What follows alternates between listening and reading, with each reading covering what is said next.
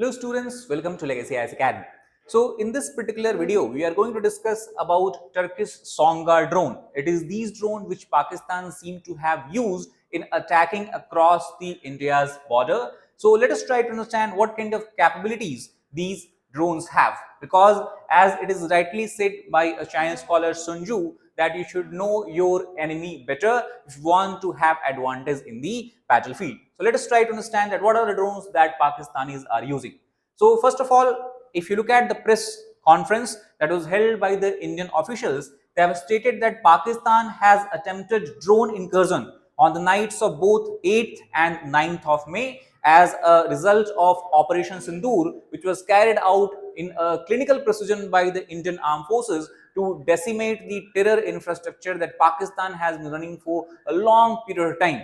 So as a response of this, Pakistan has carried out attack and it has targeted 36 military as well as civilian sites. Some civilian sites were even places of religious significance such as temples, gurudwaras, and even certain schools, and the schools have been targeted as well. So these likely involved Turkish-made drone, which was manufactured by a company called as Asisguard, and drone model is referred as Songar.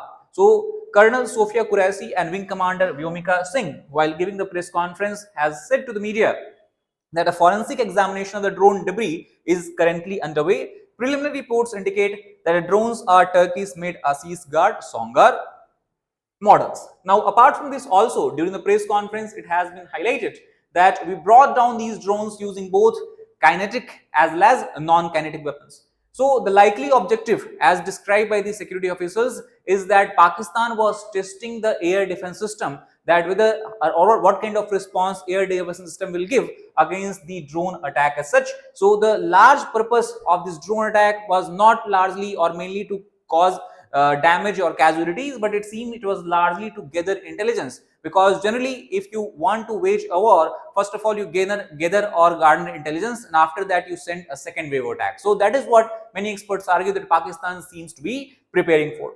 Later that night, Pakistan made another attempt to strike Bhatinda military station using an armed unmanned rail vehicle. That is the other name given to the drones itself.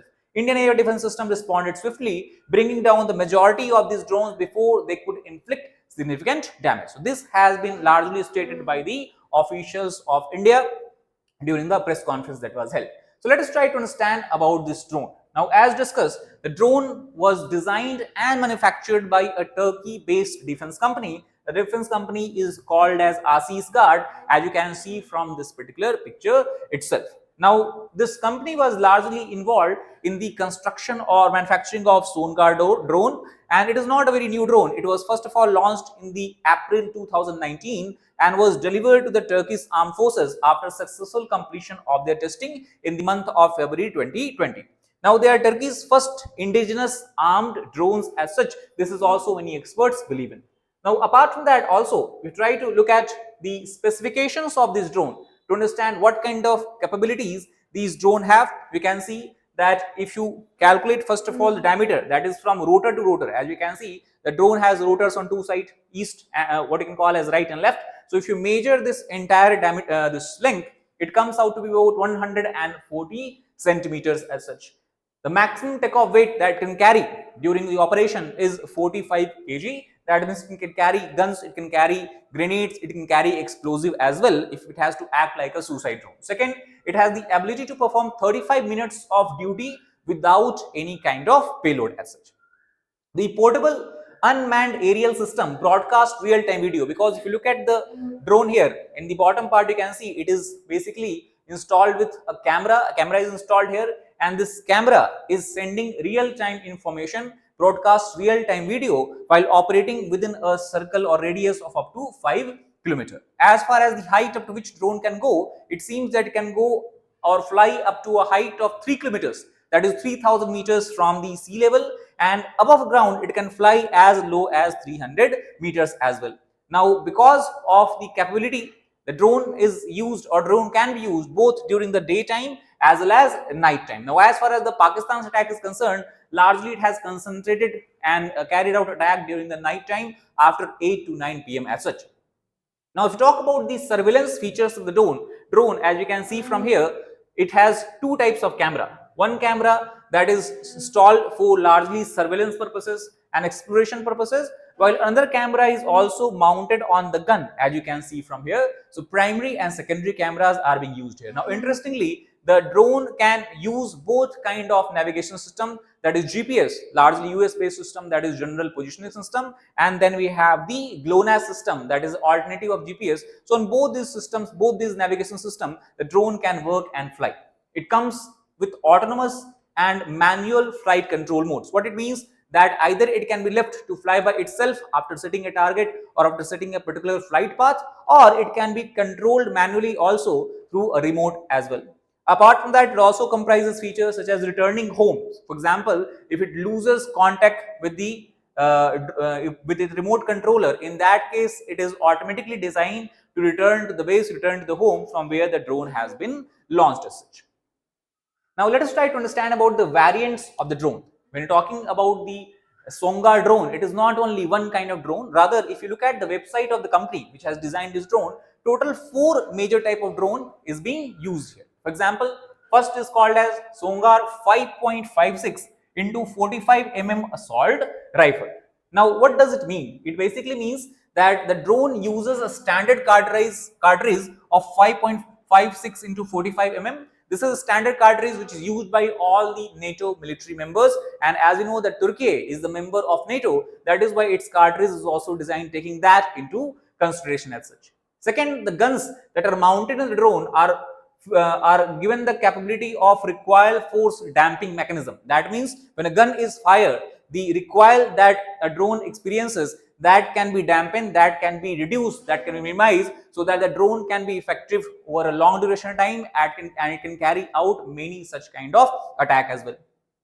As far as the second drone is concerned, it is called as Songar 2 into 40 As you can see from here, 2 into 40 grenade launcher. What does it mean? It means that at any given point of time, it can launch 2 grenades within a range of 400 and 450 meters. Third drone is called as Songar 6 into 40 drum type grenade launcher. Now in this drone, you have a drum like structure that is fitted that can carry 6 grenades with itself, and at every given point of time it can launch up to 6 grenades. The range will remain same, that is 400 to 450 meters. It executes direct impact on target through the controlled free fall deployment. That is the characteristic of Songar 8 into tear or a smoke grenade launcher. As clear from the this figure itself, it can launch 8 grenades at a time, and then the drone executes direct impact on target. The free fall mechanism of this grenade and the drone can be controlled through the atmosphere or through the air as such. Now, based on the performance and the military exercises and the what you can call as the trial that drone has carried out, it seems that it has been designed for coordinated attack with the other military assets as such. Now, drone itself cannot become a very potent weapon, though it can be what you can call as a tool to wage a low-cost asymmetric warfare. But it also can be used and can become much more disastrous when there is a coordinated attack with the other military assets, when you have mobilization of troops or a swarm of drones. That means other kind of drones are also being used at the same time. It also offers versatility during land, maritime as well as special operation. The US that we have discussed before can be deployed is stealthily. That means it cannot be easily caught by the radar and cannot be easily seen, and thus it allows the forces to launch a surprise attack without revealing the location or their presence as such. Now, drones can be used both for the reconnaissance and the surveillance activities as well as providing the real-time intelligence apart from the attack through the guns and the grenade that we have discussed before. Now, why it can be worrying? Because we have discussed that Songar has a capability of combining the firepower we have discussed by firing of cartridges, that is bullets as well as grenades. It has an autonomous mode of functioning, that it can be fed with a particular data, a flight data, and then it can be forgotten about. The drone can carry on without any kind of manual control. And swarm tactics means, as you can see from the figure, when so many because we know that drones are very low cost in nature, so a large number of such drones can be sent at one time, and they can work in coordination with each other, forming what you can call as a drone swarm. So these three tactics applied together makes it a potent tool of a modern warfare as such. Second, its use by the Pakistan in large number marks a significant escalation in the drone warfare on the subcontinent, which we have not seen before. Actually, if you talk about the major uses of drone, that when people began to talk all across the world was during the Russia-Ukraine war, when Ukraine has effectively used, again very interestingly, Turkish-made Bayraktar drone, and it has yielded a significant result in the favor of Ukraine as such. And that is why now we are seeing in the case of the Iran-Israel also, we have seen even the Houthi rebels have been seen to use the drone warfare while targeting the ships and the US vehicles. And similarly, Pakistan also has begun to use drone warfare, and this is the first time you can see in the subcontinent. However, what we can say that India's response has been quite effective in nature. India's layered air defense grid. Layered means we have multiple layers of air defense, and based on the lethality of the weapons used by Pakistan or any enemy, accordingly we can use the different types of air defense system. So air defense grid, talk about, largely it includes Akash missile system that is developed indigenously. You have medium range surface to air missile systems, and at the broadest level what we have is the S-400, which is very effective and is considered as one of the best air defense mechanism or air defense system that exists in the world today. So the combination of these three, obviously we can be sure that no matter what kind of threat is coming from the Pakistani airspace, we will be able to neutralize them effectively as such. So this is what we can understand as far as the drone that is being provided by Turkey to the Pakistan is concerned, and how we have been able to effectively what you can call as thwart the challenges that it has posed the Indian infrastructure as well as Indian security forces. So that is all about this particular video. I hope you got the idea about the drone and the significance of it. If you like the video, please hit like button and share with your fellow aspirants, as well as subscribe to our channel for more such helpful content. Thank you very much.